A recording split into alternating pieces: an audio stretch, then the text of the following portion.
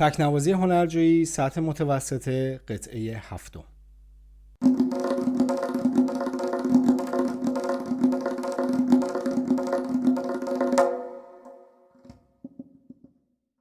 سلام به همگی، امیدوارم که حالتون خوب باشه. قطعه هفتم از تکنوازی هنرجویی سطح متوسطه هستیم. من بهنام معصومی هستم، نوازنده و مدرس ساز تنبک. در کانال یوتیوب من از مبتدی ترین درس های ساز تنبک ویدیوهای آموزشی گذاشتم تا پیشرفته هم ادامه خواهم داد.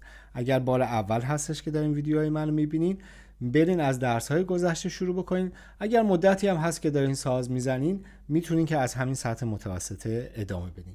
خیلی سریع شروع بکنیم. برای دوستانی که خب اونایی که اکثرا دارن ویدیوهای منو میبینن کسانی هستن که با من پا به پای من دارن تو این مدت میان و تمرین کردن. یعنی هر روز تمرین کردین، هر هفته ویدیوها رو زدین، هر ویدیو رو چندین بار دیدین. الان دیگه تسلط داریم برای اینکه این کار رو انجام بدیم. خب بریم درس جدید رو نگاه بکنیم. قطعه هفتم خیلی کوچولو، خیلی سریع قواعد رو بهتون بگم. A تا B 2 مرتبه، هر خطی رو 2 مرتبه و ما بین هر خطم A تا B رو 2 مرتبه باید بزنیم. اولین باری هستش که داریم ریتم لنگ رو کار میکنیم. حتما یک ویدیو جداگانه درست میکنم براش و کامل براتون توضیح میدم، ولی فعلا بریم شروع بکنیم. ریتم 5/8. تا الان 2/4 زدیم، 4/4 زدیم، 6/8 زدیم و این ریتم 5/8 هست. چجوری میشماریمش؟ 1 2 1 2 3 که میشه 5 تا. 1 2 1 2 3 1 2 1 2 3. بخونید با من، بخونید تو ذهنتون بیاد. 1 2 1 2 3 1 2 1 2 3 1 2 1 2 3 1 2 1 2 3. خب نگاه کنیم. با نوت‌های سیاه و سیاه نقطه دار نوشته شده A تا B و خیلی ساده، برای اینکه دفعه اول هست داریم 5/8 میزنیم. انشالله تو اون ویدیو که مربوط به ریتم‌های لنگ هست میخوام درست بکنم، جمله‌های خیلی مختلفی رو میذاریم که قشنگ براتون جا بیفته. خب ببینین، قبل از اینکه شروع بکنیم اینو یادم رفت بهتون بگم، شماره تلفنی که پایین تصویر هست واتساپ منه و اگر که میخواین کلاس آنلاین با من داشته باشین پیام بدین تا با هم دیگه دربارش بتونیم صحبت بکنیم. شروع بکنیم. A تا B 1 2 1 2 3. چون سیاه نقطه داره 1 2 3 برای این سیاه نقطه دار شمرده میشه. پس میشه 1 2 1 2 3 1 2 1 2 3 2 1 2 3 1 2 1 2 3. A تا B از اول. 1 2 1 2 3 1 2 1 2 3 1 2 2 3 1 2 1 2 3. بریم خط شماره 1. حالا اینجا تمام چنگامون رو داریم، یعنی 1 2 1 2 3 همه رو داریم. میشه 1 2 1 2 3 1 2 1 2 3 2 1 2 3 1 2 1 2. تکرار. 1 2 1 2 3 1 2 1 2 3 2 1 2 3 1 2 1 2 3. یه بار دیگه بریم بزنیم. خیلی مهمه، درک این ریتم خیلی مهمه. یک وزنی داره، یک لهجه‌ای داره، اینا رو باید درک بکنین.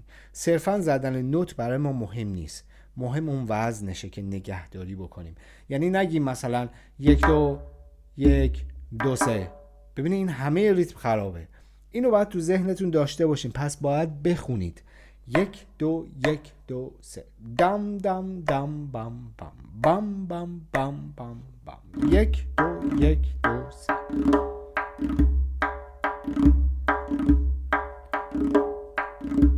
تکرار. 1 2 1 2 3 1 2 1 2 3 1 2 1 2 3 1. بریم A تا B. 1 2 1 2 3 1 2 1 2 3 1 2 1 2 3 1 2 1 2 3. نوتا خیلی ساده است. نگه داشتن ریتم برامون برای بار اول که 5/8 میخوایم بزنیم یک کمی سخته، ولی با شنیدن و تکرار درست میشه. خواهش همینه که هر ویدیو رو چندین بار نگاه بکنید تا بتونید ریتم رو درک بکنید، تا بتونید تمام اون نکات ریزی که موقع صحبت کردن براتون میگم، موقع تدریسم براتون میگم، اینا رو تو بار دوم و بار سوم که ویدیو رو نگاه میکنین متوجه میشین. بریم خط شماره 2، یعنی سومین لاین. دلاچنگ داریم میشه 1 2. ببینین تو هر شمارش ما که چنگه 2 تا حرکت دلاچنگ میزنیم.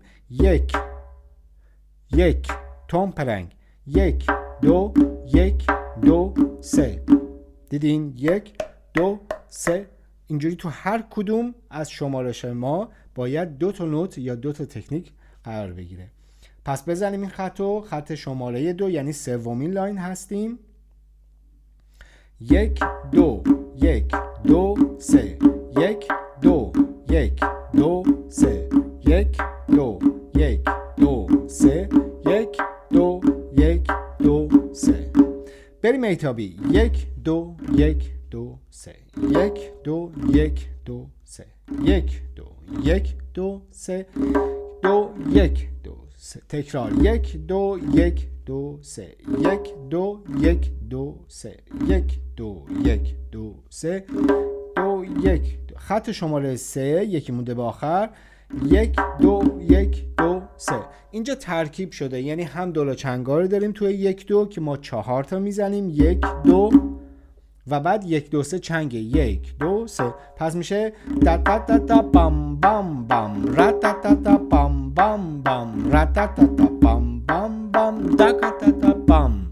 ببینین تا را تا تا بام بام بام را تا تا تا بام بام بام دا تا تا بام بام بام دا تا تا بام. شروع کنیم. 1 2 1 2 3 1 2 3. بریم خط آخر رو ببینیم چه شکلیه. 1 2.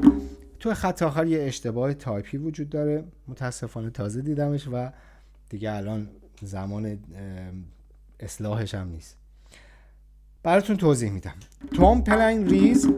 توم پلنگ ریز. اینجا دوباره ریزه. 8 تا 7 کمانداری که میبینین ریزه، ولی 3 تا خط کجش گذاشته نشده. بعدش بک، میزان دوم بک پلنگ ریز، بعد توم پلنگ ریز، ولی این ریز دوباره 8 تا 7 کمان داره، 3 تا خط کجش گذاشته نشده و آخرش هم بک. یه بار جمله رو میزنم. میشماریم. 1 2 1 2 3 1 2 1 2 3. رپم دا رام رپا دا رام. ریزام که گفته بودیم 4 تا. خب تمام خطا رو زدیم. بریم از اول شروع بکنیم ببینیم اصلا این درس چه صدایی قرار بده. یکم سرعت بالاتر که بهتر بتونید درکش کنید. اگر درس بسازین با من بزنید. بریم. خب یک میزان میشمارم.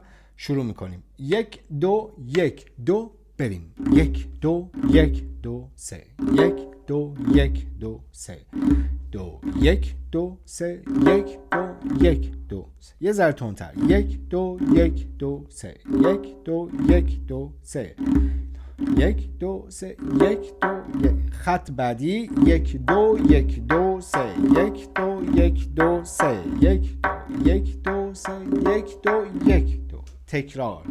2 1 2 3 1 2 1 2 3 1 2 3 1 2 1. بریم ایتابی. 1 2 1 2 3 1 2 1 2 3 1 2 1 2 3 1 2 1 2. با من بشماریم. 1 2 1 2 3 2 1 2 3 1 2 1 2 3 1 2. بریم خط شماره 2. 1 2 1 2 3 1 2 1 2 3 1 2 1 2 3 1 2.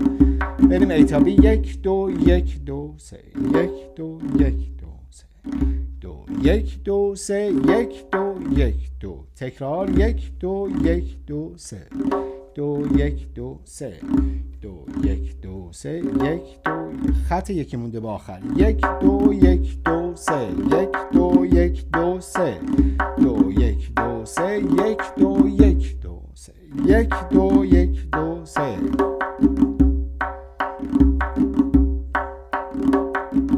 ایتابی. 1 2 1 2 3 1 2 1 2 3 2 1 2 3 1 2 1 2 3 1 2 1 2 3 1 2 1 2 3 1 2 3 1 2 بریم خط آخر. 1 2 1 2 3 1 2 1 2 3 1 2 1 2 3 1 2 1 2 3. گوش بدیم بهش.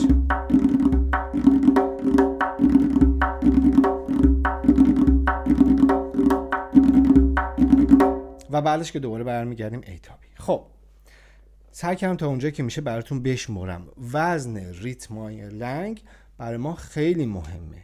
رعایت کردن فاصله ضربه ها برای ما خیلی مهمه، اگر نه ریتم از بین میره.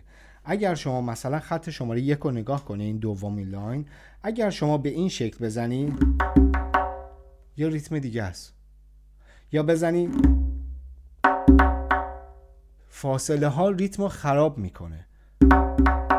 اینا همش تمام ریتم رو خراب میکنه. مهم عین همون چیزی که دارم براتون میشمرم. دی دا دی دا دا دی دا دی دا دا 1 2 1 2 3 1 2 1 2 3 1 2 1 2 3 1 2 1 2 3. یک کمی سخت ریتم 5 8 درک میکنم، ولی چندین بار ببینیم ویدیو رو، چندین بار با من بخونید، با من بشمرین و با من بزنین، مطمئن باشین که درست میشه. باز هم میگم اگر که دوست داشتین با من کلاس داشته باشین حتما در واتساپ به من خبر بدین. همیشه گفتم این مسئله رو بهتون بگم. یه روزی یکی از شما عزیزان پیام به من دادن که ما خیلی وقت داریم با این ویدیو تمرین میکنیم و بعد به این نتیجه رسیدیم که شما داریم میگی اینا تبلیغاتیه، خب پس چرا از اولش نگفتیم؟ دوستان عزیزم، من از اول گفتم و همیشه در دیسکریپشن تمام ویدیوها نوشتم اگر میخواین پیشرفت بکنین، اگر میخواین ساز و یاد بگیرین، باید با من کلاس داشته باشین. یوتیوب فقط بخشی از نحوه آموزش من رو به شما نشون میده. بخش کوچکی از نحوه آموزش من در یوتیوب هست برای اینکه شما آشنا بشین با من، برای اینکه شما آشنا بشین با این ساز، برای اینکه شما عزیزان آشنا بشین با نحوه تدریس من. ولی این همش 10% کار ماست. 90% دیگه چیزهایی هستش که در کلاس آنلاین باید داشته باشیم. به صورت تصویری همدیگر رو میبینیم، من میتونم ایراد دست شما رو برطرف بکنم، بعد اون وقت پیشرفت میکنید. خب امیدوارم که این درس هم درس خوبی بوده باشه براتون و تمریناتتون رو ادامه بدین به صورت منظم. و سطح متوسط قطعه 7 بود. تا بریم ویدیو بعدی. مرسی، خوب و خوش باشین. تا ویدیو بعد، خدا نگهدار.